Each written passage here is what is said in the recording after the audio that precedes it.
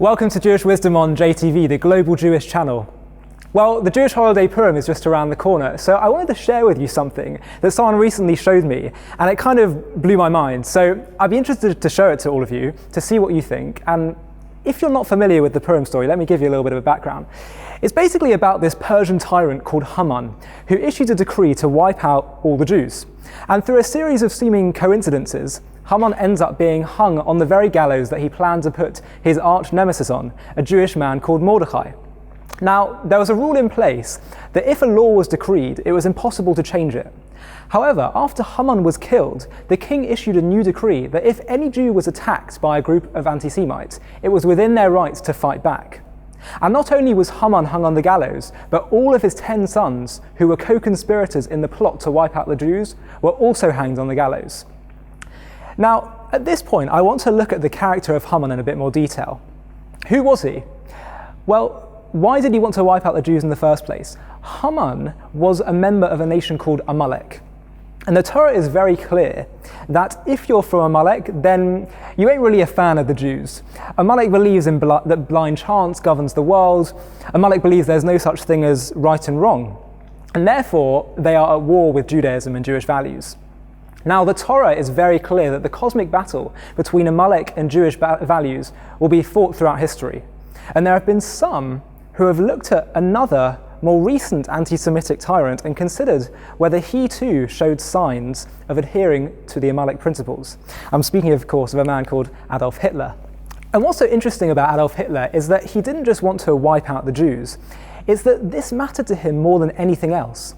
He was even prepared to put the war effort at risk by diverting trains delivering troops to the Eastern Front and instead taking them to pick up more Jews in Hungary and send them to their deaths.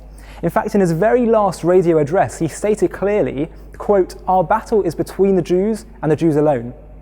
The Nazi ideology was rooted in a godless vision of the world, a vision where might is right, where the strong dominate the weak, where you have survival of the fittest, and the greatest threat to this vision was a vision of morality and conscience, where we should care for the weak and the vulnerable.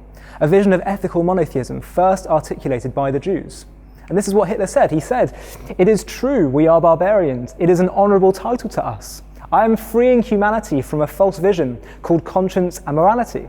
The Jews have inflicted 2 wounds on mankind, circumcision on its body and conscience on its soul. The war for world domination will be fought entirely between us, the Germans and the Jews. All else is facade." So we've got 2 crazy tyrannical leaders in history, Haman and Hitler, both with similar ideologies and with similar aims. Now, here's where it gets interesting.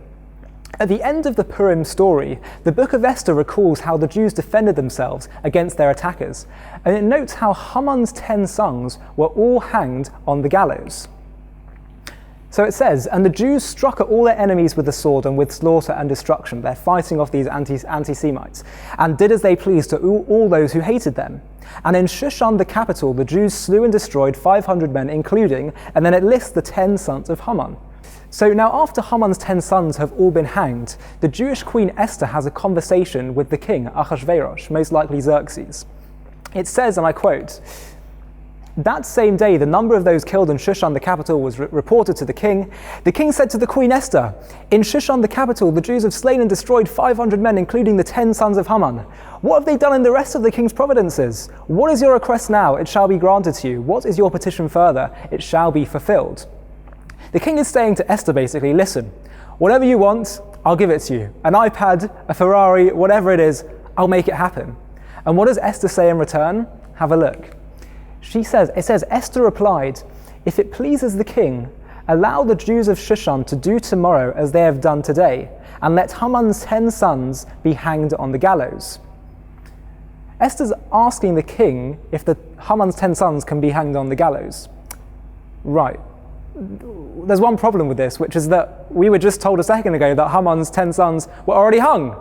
Why is Esther asking for this to happen again? What does she mean, allow the Jews to do tomorrow what they have done today? She seems to be asking for a repeat of history to take place. And if you want to get a little bit mystical, in Kabbalistic teachings, it is taught that whenever the book of Esther refers to the king, it is also a reference to God. God is never explicitly referred to in the book of Esther. So Esther is somehow, on a deeper level, asking God to repeat the hanging of Haman's 10 sons. What does all this mean? Well, maybe, just maybe, this could be an answer.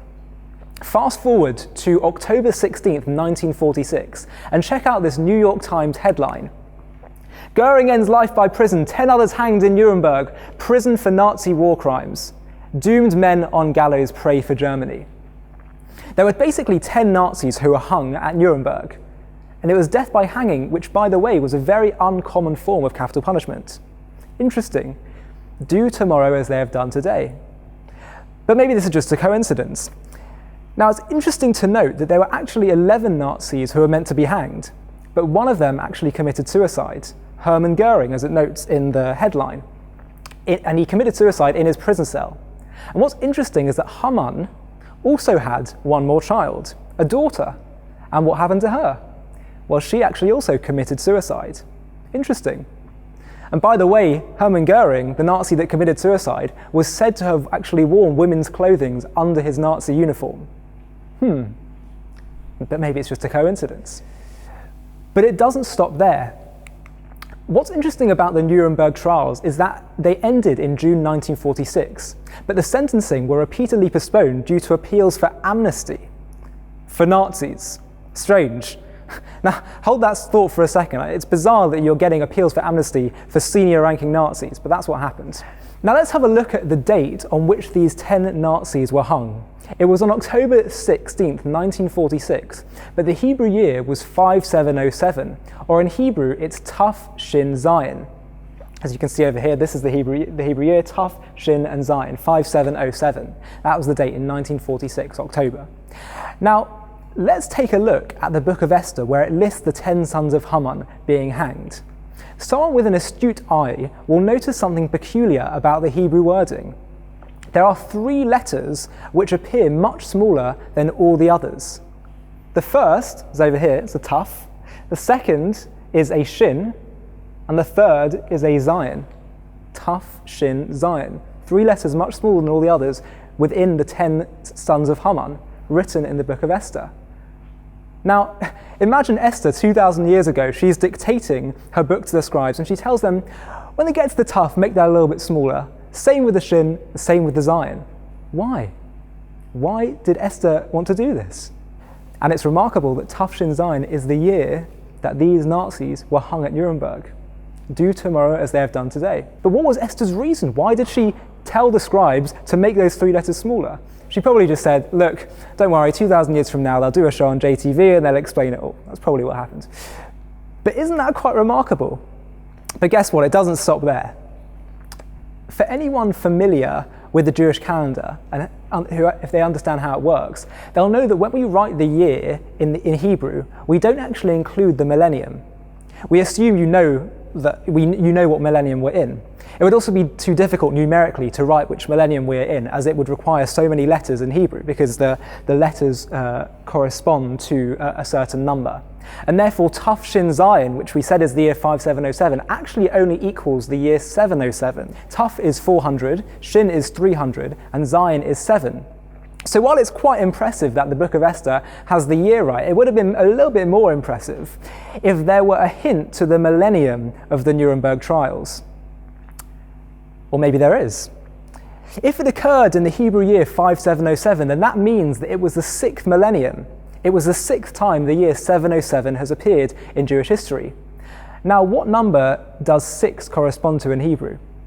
Well, it's a Vav. Well, guess what? In the listing of the 10 sons of Haman, there also happens to be one letter which is much bigger, not smaller, much bigger than all the others. Take a look. What is it?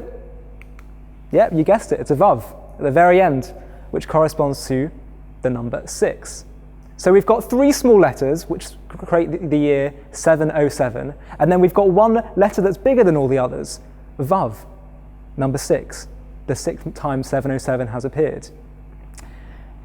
So, I mean, you can look at this and you can think whatever you want into it. Most people would tend to be pretty amazed. It seems to be a pretty incredible coincidence at the very least. Now, remember what I mentioned earlier about appeals for amnesty and how crazy it is that they were accepting appeals for amnesty for Nazis.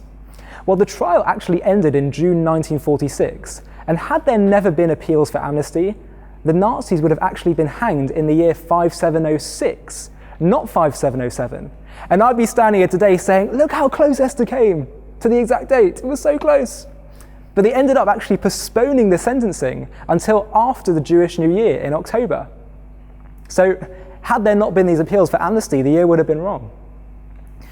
And finally, have a look at this. This is a Newsweek article. It was written by an American reporter covering the trial and hangings. It says at the very end of the article, only Julius Streicher, one of the Nazis, went without dignity. He had to be pushed across the floor, wide-eyed and screaming, Heil Hitler! Mounting the steps, he cried out, and now I go to God.